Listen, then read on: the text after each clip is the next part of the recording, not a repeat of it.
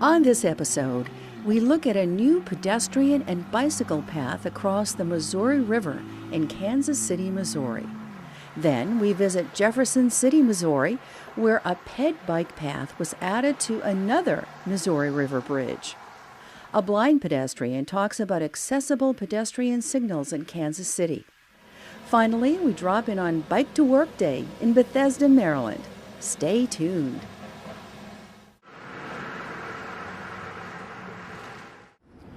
We're in Kansas City talking with Brent Hugh, who's Executive Director of the Missouri Bicycle and Pedestrian Federation. What is the Federation? The Federation is the statewide advocacy group that works for better, safer bicycling and walking in Missouri. Now, last time I was in Kansas City, you folks were struggling to try to get pedestrian and bicycle access across the Missouri River. How'd that whole issue get started? Yeah, well, about in 2005, my friend at the Mid-America Regional Council called me up and said, hey, they're building a brand new freeway bridge across the Missouri River. Well, we'd known each other for a few years, and this whole idea that here we have Kansas City, it's a metro area of 2 million people, right through the middle of it, practically right past downtown, is this river, cuts the metro area right in half. There's no way at that point for someone to walk or bicycle safely across the river and get to the other half of Kansas City. So the first thing that popped into my mind when he said that is, we got to get a bike ped path on that new bridge. This is our big chance. This is a chance we've been waiting 20 years for. They built this bridge that we're standing next to in about 1980 or the 80s. And this was the first new bridge to go across that river since that time. So this is when we write to our members, it's a common thing to say, every dollar you give to advocacy results in $1,000 in better bicycle and pedestrian facilities being built. And this bridge is the one that proves that to be true, because from that day we mounted an advocacy campaign. I mean, we did everything in the book. If you get out the book, how to do an advocacy campaign to get a new bike ped facility, we read the book, we followed the recipe, we did it. We had bumper stickers, we invited people to go to the very earliest public meetings about this bridge and say, what about bicycling and walking? They hadn't even thought about it at that point. We had people email their city officials, email MoDOT, email the governor, email everyone. We had probably 4,000 or 5,000 emails generated in support of different phases.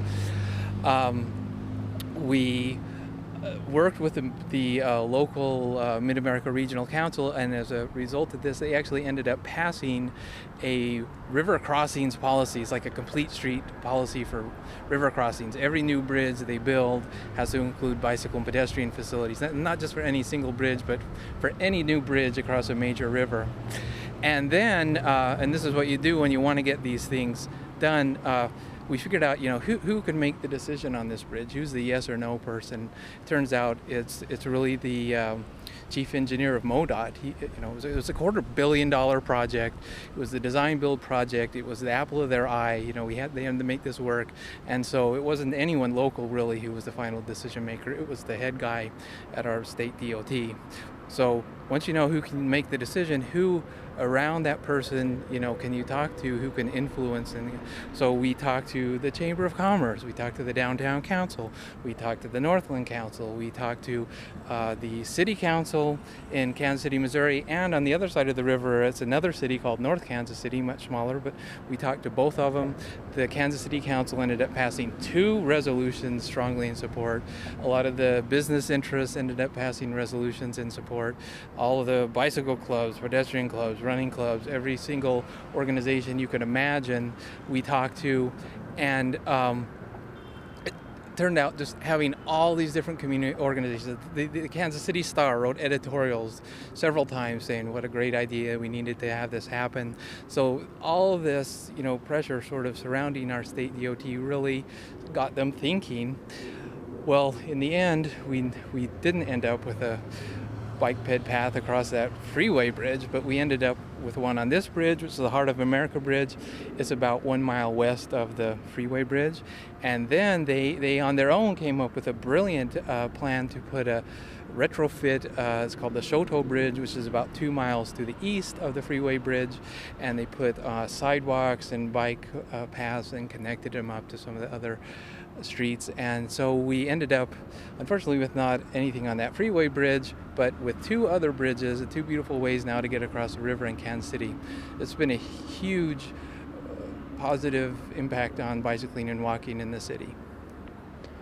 So now that they built it, are they coming? Are they being used? Yeah, the old sort of saying is really true. I mean, this was a case, and I know you have footage, the next bridge to the west is called the Broadway Bridge, and people literally crawl across that bridge on this sort of metal scaffolding that's along the side of the road. People were crossing this bridge when it was just a kind of rubble-strewn shoulder, but now that it's a protected bike lane and much safer, much more appealing. Yeah, we're seeing several times the usage that we did before.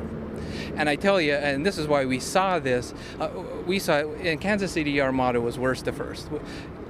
About 2008, we were rated of the 50 biggest cities in the U.S., we were number 50 in bicycle commuting, so worst.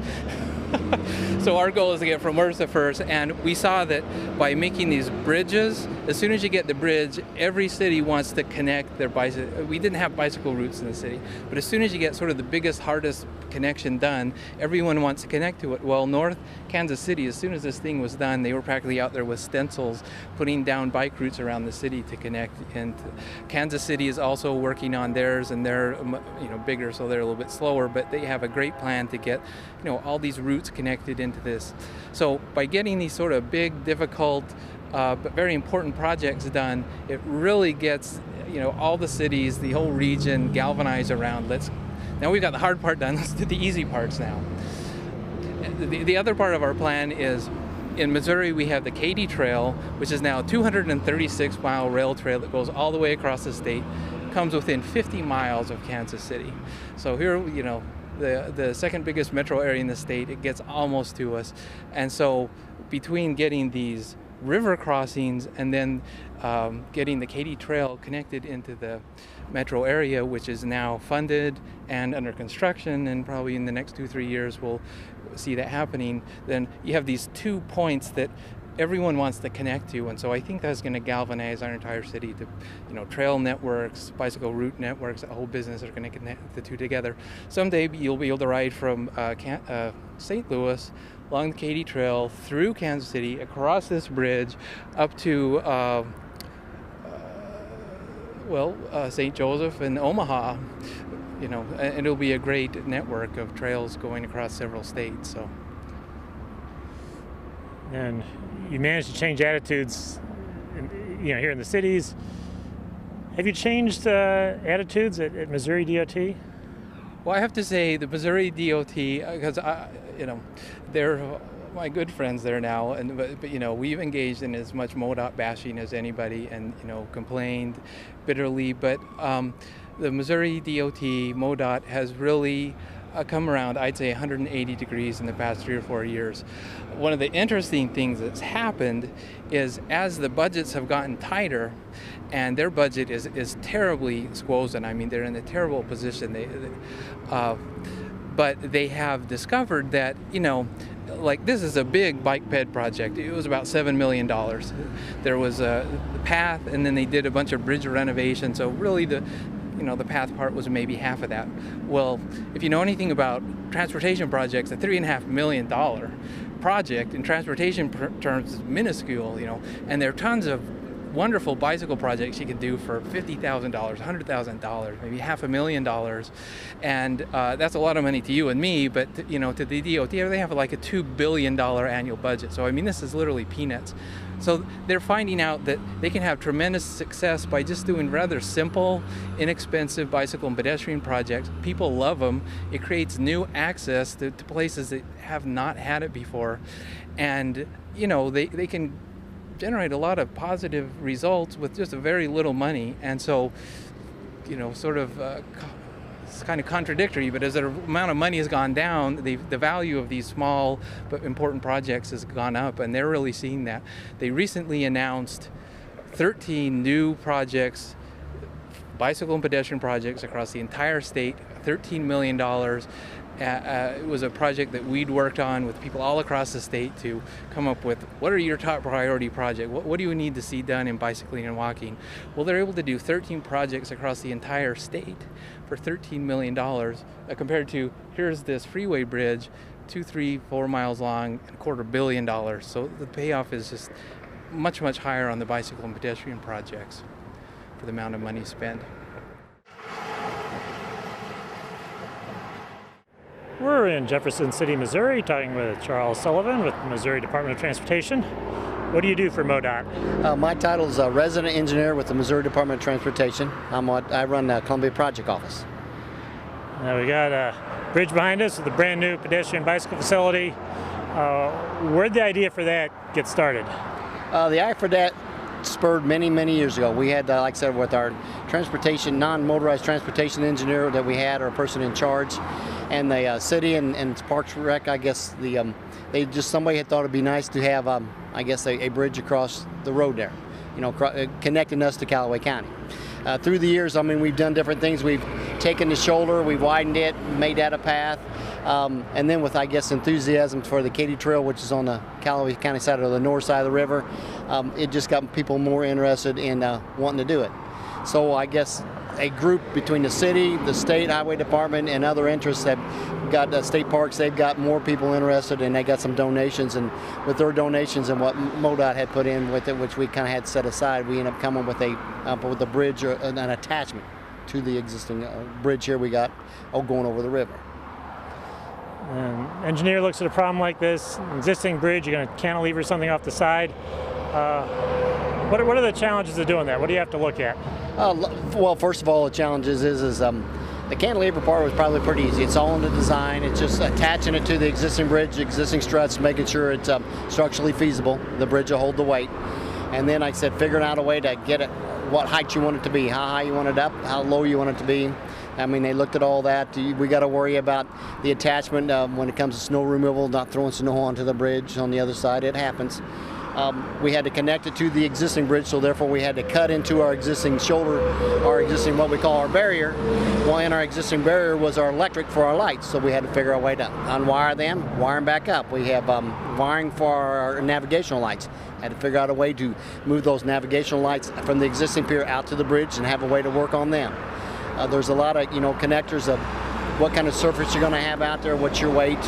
So I mean, there's a lot of factors. The fences, we put up a fence so people didn't, wouldn't fall off or anything like that. So a lot of stuff just thinking about. A major factor we also thought about is the actual building of the structure. How much room did the contractor need to build it, and what could he use? So we end up reducing our traffic lanes from 12 foot down into 11 feet, kicking them over to the more, upstream, giving him a maximum of like 9 feet to work with, which means he has smaller equipment, but it seemed to work.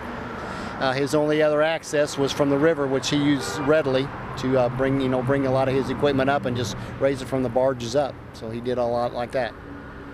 And you've got a road on this side of the Missouri, the floodplain on the other side. Does that add complications? Oh yeah, I mean, we know with the floodplain and what's said is if it floods, it's just, it's not accessible. But I think what they did is this side, we had to attach to the road, and we had to bring it into what facility he had, which was with the city of Jefferson, and they worked with us on coming up with something there. We did some ramp widening on this side over here. On the other side is, if you ever take a walk across, when you get to the north side, we actually did what we call a tower. It's 4 towers connected together with ramps that take you down into the floodplain, but it takes you to a river access, which is already built by the city of Jefferson, which they already have access to it by road. So now they made it also a usage trail for bicyclists and everything else. And that access will get them to the Katy Trail, which is a 200-mile trek across the state of Missouri. But yeah, we know that there's going to be times it's going to be flooded and won't be access, but it'll be unsafe to be anywhere at that point on the river. What sort of feedback has MoDOT gotten since it's been opened up and people have been using it? Oh, most of our feedback has been very positive. A lot of people use it. It's busy a lot. Some days it's not. Some hot days it's not. But we notice that it gets use. A lot of people from that are close to the Capitol come in and walk on their lunch hours. A lot of people at night use it. Some of the negative feedback is still the cost. It was very expensive because of the traffic control and the striping and restriping, and just the construction and all the steel. And it was just under $7 million. And never thought maybe it was a waste of money, but it accesses a lot of facilities back and across. It makes it safer for bicyclists and walkers, which walkers never really used the existing bridge. A few bicyclists did, and you had to be basically a hardcore bicyclist to go across it with traffic. With traffic, even against traffic. So like I said, we've had both, but most of them have been positive. You find that Missouri DOT has been taking more of an interest in bicycle and pedestrian facilities in recent decades, and perhaps when this bridge was originally built? Yeah, I would say, when it was originally built, it was. I guess this one it didn't change in size, but I guess the original one, it had curbs on it. There was really no access for any walking. It actually had maybe a 3-foot walkway, the old setup, and that was pretty dangerous. And then they've taken that off and allowed more car usage, made it from 2 lanes to 3. This one here, they planned on 3 lanes, and they planned on them being in the center. And yes, we moved them over, like I said, still to accommodate a shoulder. And I noticed on the bridges we built on over Route 5 there, over the Missouri and Boonville, we put a pedway on that. There's as we progress, we seem to be considering that the access is there and people have been using them a lot more, so it's worth getting involved.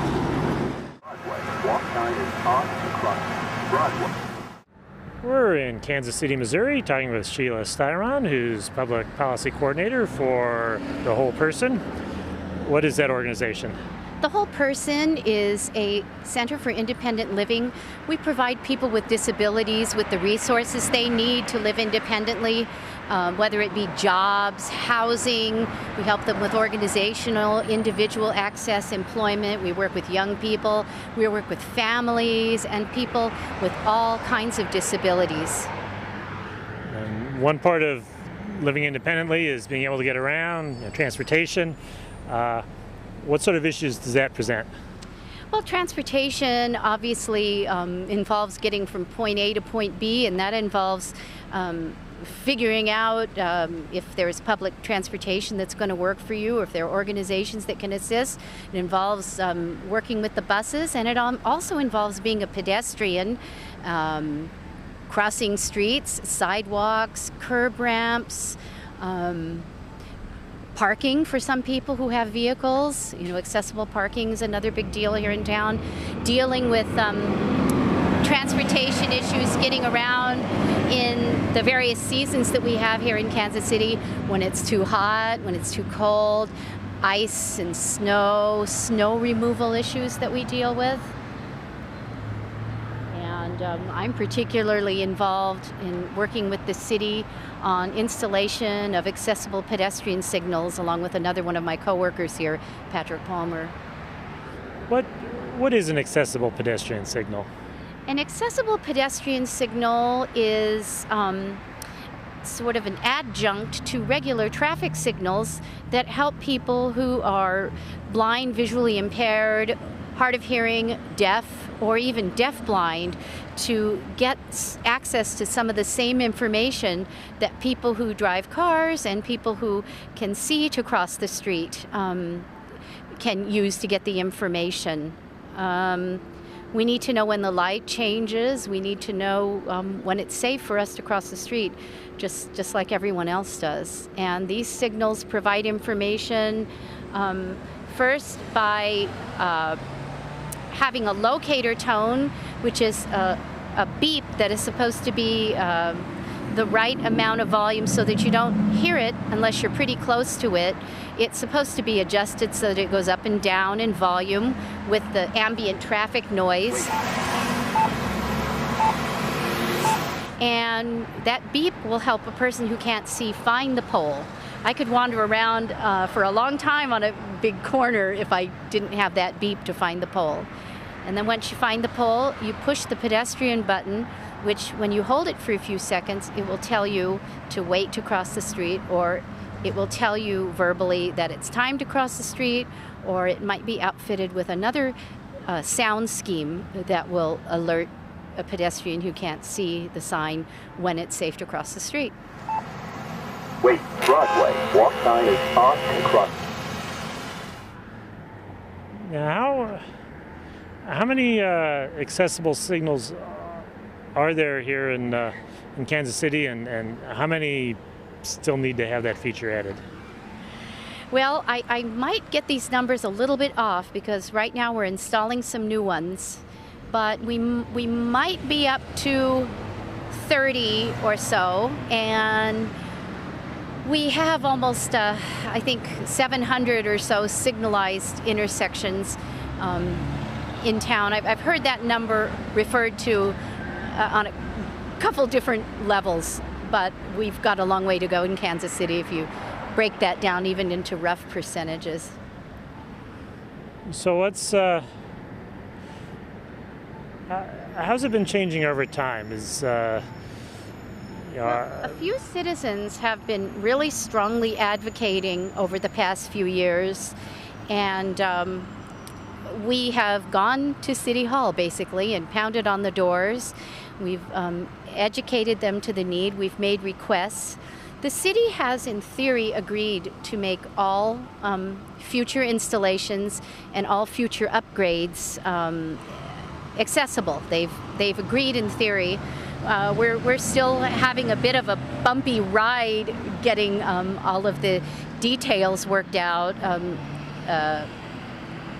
proper installation, following all of the appropriate guidelines, making sure that the people who do the installations know what the best practices are. We're still working out the details of all of that, but I think the city's heart is now in the right place. But as you know, it sometimes takes a lot of work and a lot of good communication to get it done right. We just recently experienced Operation Greenlight with the Mid-America Regional Council. Mark here in town installed, did some upgrades along some particular corridors here and discovered that the project was almost complete and no consideration had been given to installing accessible pedestrian signals, and I believe we've rectified that at least 3 requested intersections. So it's something that I spend a good deal of my time here working at the whole person, working with the city to keep them focused on. Now, once, at some point in the future, every signal in the city is accessible, what difference will that make for your ability to get around the city? Well, it will make, I'd like some transportation to go along with that, please, which is something else I'm very interested in working on, but it will make my stress level a lot more manageable. 30 years ago, it used to be that when you went to cross the street as a pedestrian, you lined up at the curb, and when the light was green, all the traffic, the parallel traffic alongside of you went, and you just went. Now it's so complicated. There are all these different, actuated signals with different, this turn lane is going now, and now you have to wait, now this one is going, and there's right on red, and all these complications that make it very, very stressful for a person who can't. And even I've seen sighted pedestrians who are non-disabled confused about when they should be crossing the street. What does the complicated walk sign mean? So imagine if you didn't have those signs as a pedestrian, and then on top of it, if you couldn't see the traffic. So my stress level, and did you just hear that? Yeah. My stress level will go down. It will be, it will make me a lot more confident to cross streets. And I think other people who have visual and auditory disability will make them feel a lot safer. And besides, we are entitled to have that same information that everyone else has.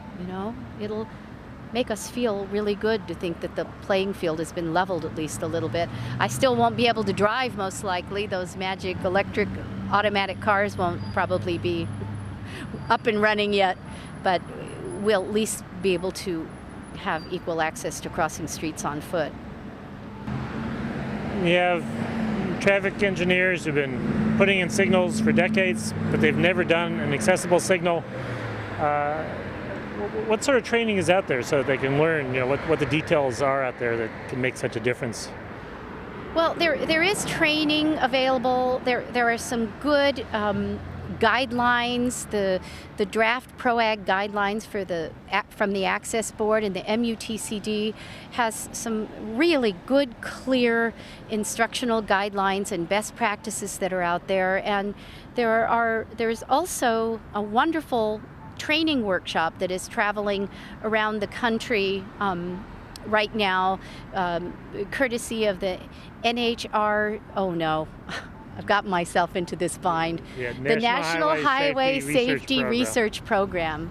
And Janet Barlow and Daniel Carter are traveling around the country doing 8-hour workshops. And I was fortunate to work with the city to get them to invite Janet and Daniel to come to Kansas City last March, and we did an 8-hour training workshop. So it's just a matter of making sure that everybody has all of this information and keep reinforcing that knowledge. And that's one of the things I am happy to be doing here with the whole person on a daily basis almost.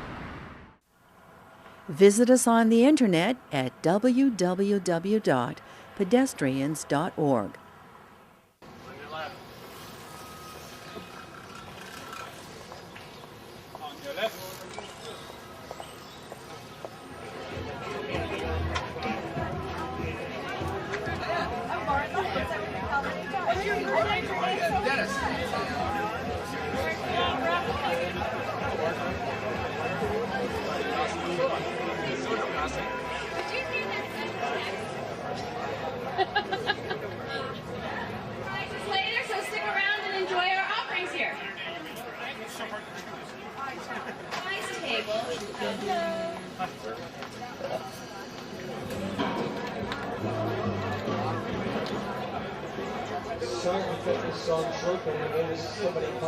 Okay.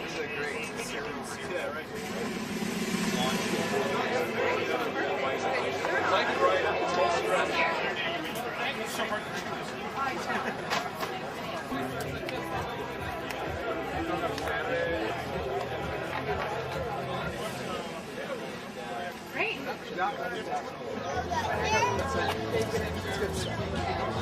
Wait for the weather to get warm.